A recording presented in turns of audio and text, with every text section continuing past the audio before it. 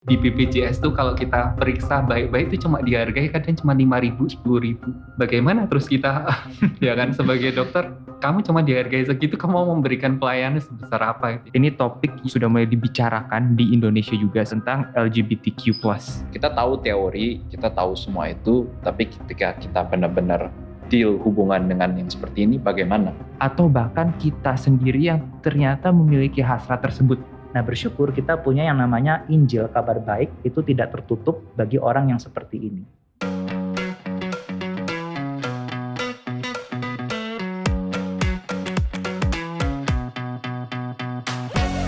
Teman-teman, sekali lagi aku mau ingetin, ini di YouTube, jadi teman-teman semua bisa share juga linknya ke teman-teman yang lain. Pertanyaan terakhir ini kita akan melihat tentang Christian and Science. Sebenarnya nih, Kak Jeffrey ini minggu terakhir. Maksudnya apa? Maksudnya apa nih? Maksudnya minggu terakhir melayani di remaja, setelah itu akan fokus ke tesis ya, Kak Jeff ya. Jadi pertanyaan ini bakal banyak mengarah ke Kak Jeff, gak ke KW lagi langsung ke Kak Jeff.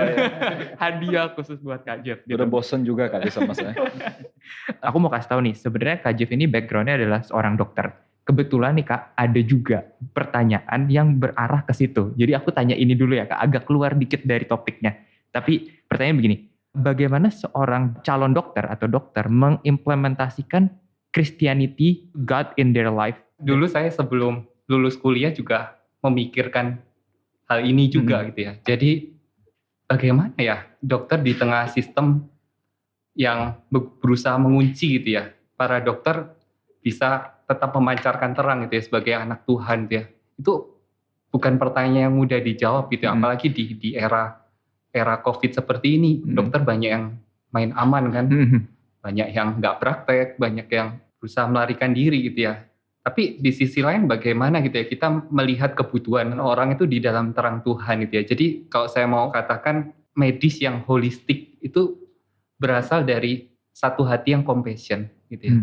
Saya ambil ini dari kitab Injil gitu ya, kita percaya Tuhan Yesus adalah tabib yang paling agung gitu ya, yang pernah hidup di dunia. Dan bahkan saat Yesus ada di dunia, orang yang mustahil bisa disembuhkan, begitu Tuhan Yesus bekerja gitu ya, menyatakan mujizatnya, orang itu langsung sembuh seketika gitu ya.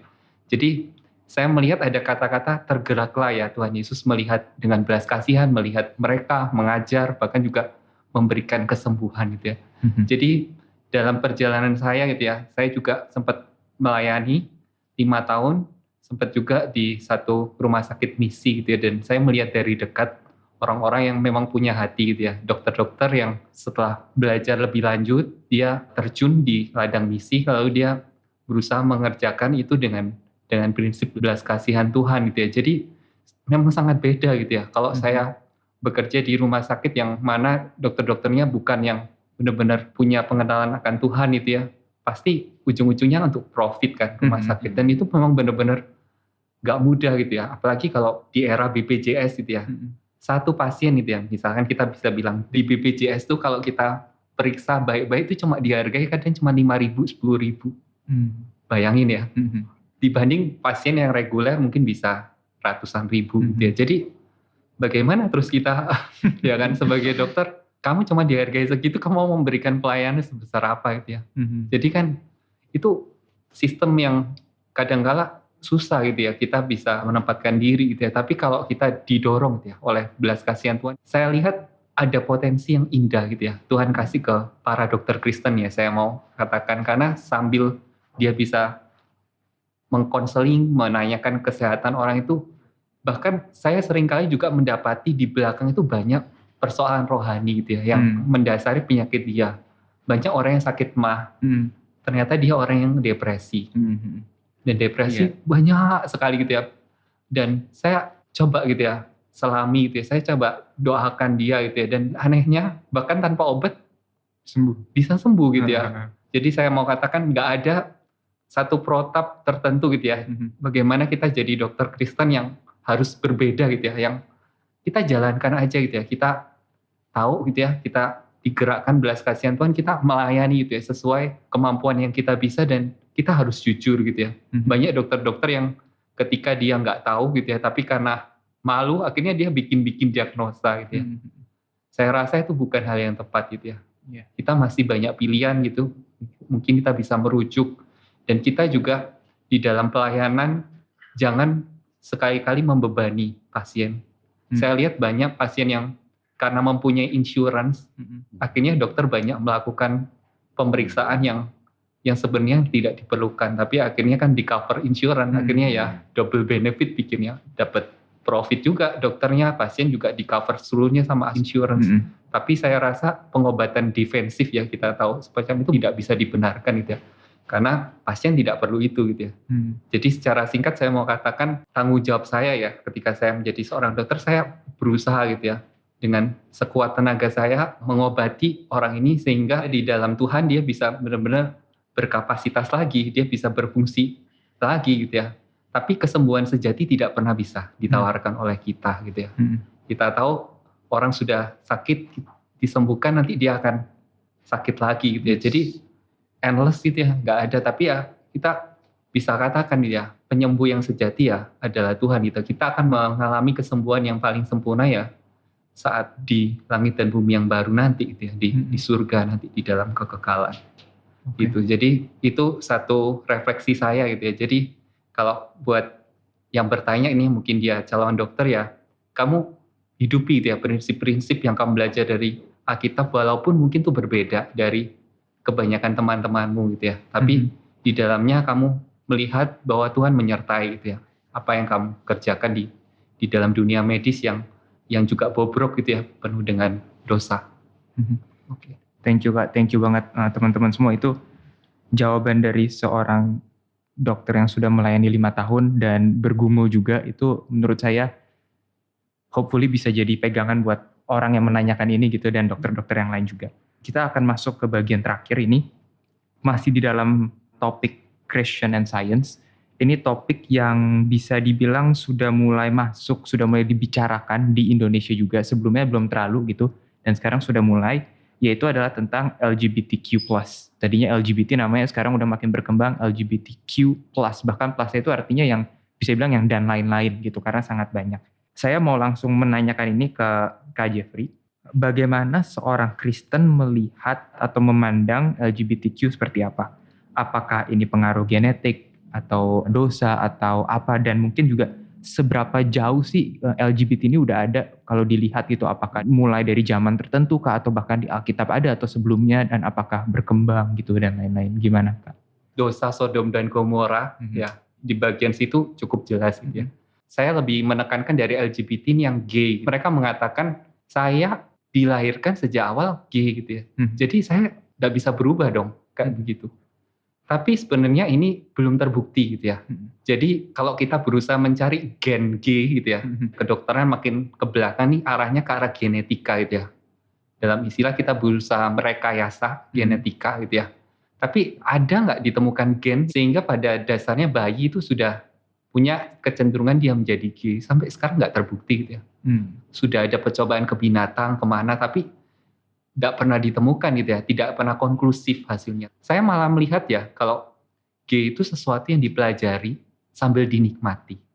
Apa sih istilahnya kayak begitu?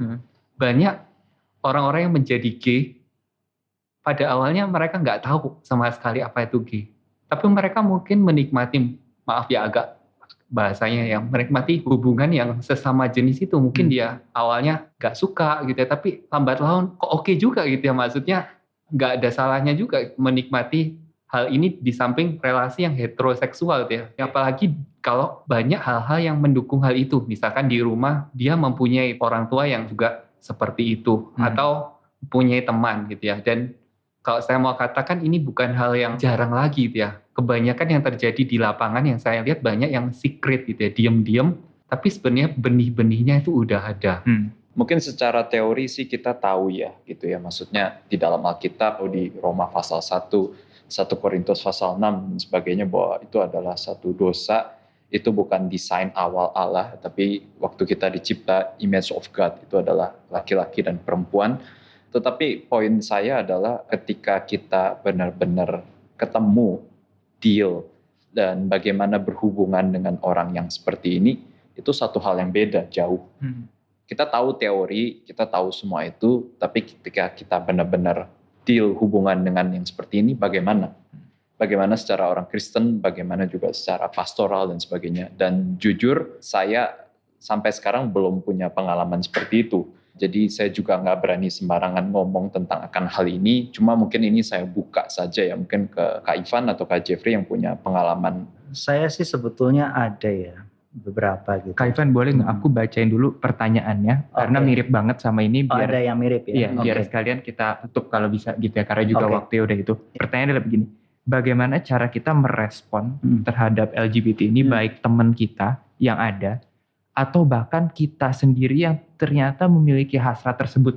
Ya, pertama ini sayang ya, kita waktunya nggak panjang. Karena terus terang ini topik yang saya rasa di Indonesia itu gereja itu perlu lebih banyak address dengan lebih baik gitu. Karena mungkin teman-teman banyak yang pikir kayaknya LGBTQ udah pasti salah lah gitu ya, dan nggak ada kaitannya sama saya gitu.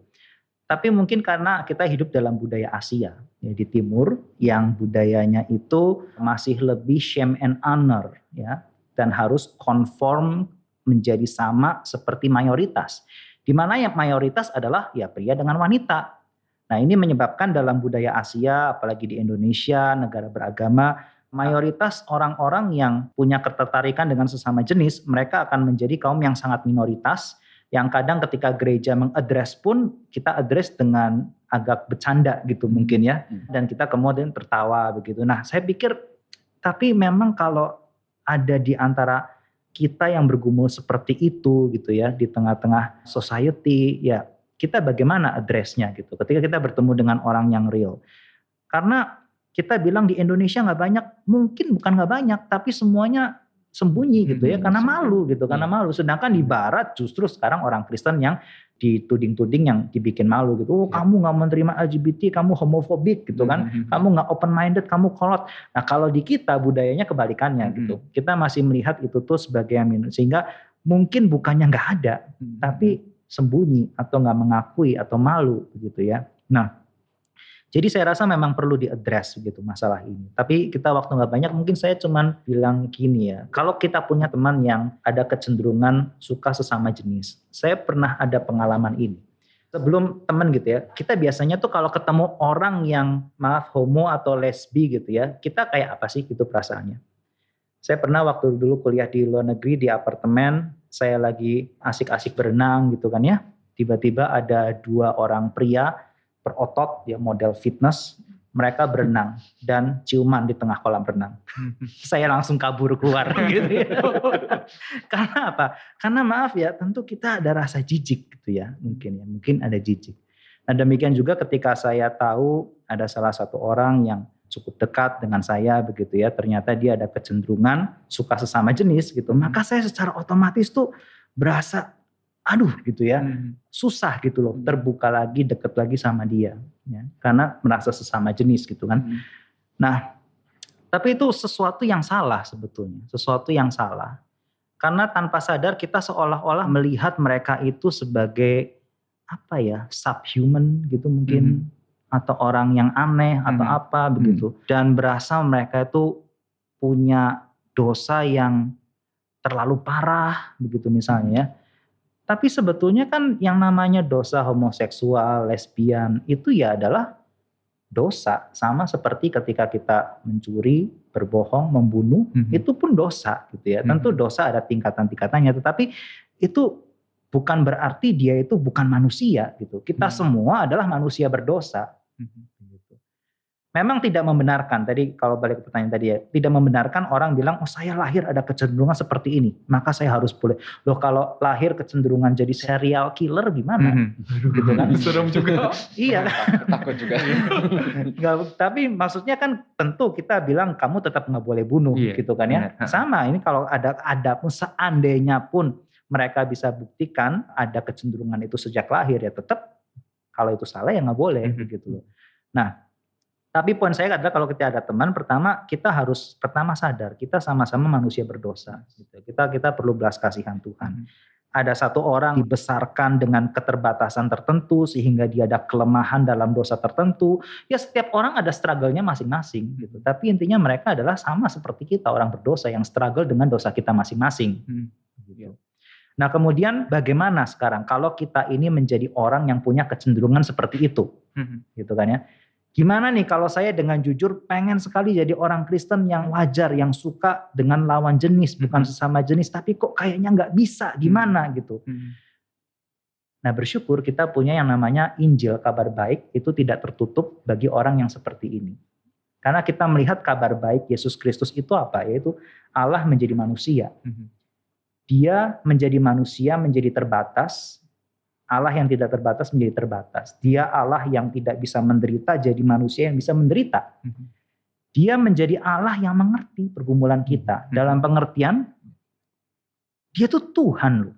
Tapi kok bisa dia sempat merasakan kelaparan, kehausan.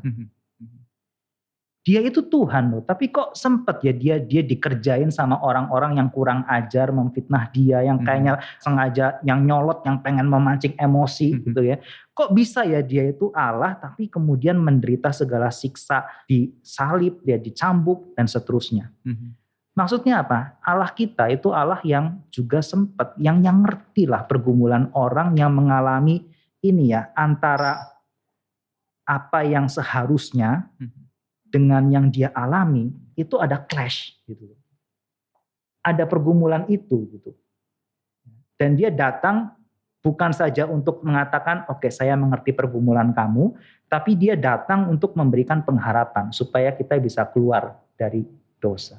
Karena yang namanya kecenderungan seks yang salah itu pun pasti akibat dosa. Dan itu adalah sesuatu yang karena Kristus sudah datang mengalami semua hal itu, keterbatasan itu, struggle itu, sampai akhirnya kita punya pengharapan. One day itu akan hilang. One day kita akan dipulihkan. Gitu. Jadi itu yang jadi pengharapan buat teman-teman yang bergumul gitu ya, bergumul. Sama sih sebetulnya, ya, kok saya nggak bisa ya lepas dari dosa ini. Kristus pun sempat mengalami struggle-struggle yang tidak sesuai dengan kondisi ideal, tapi jawabannya apa? Dia tetap taat. Dia taat sampai ke kayu salib.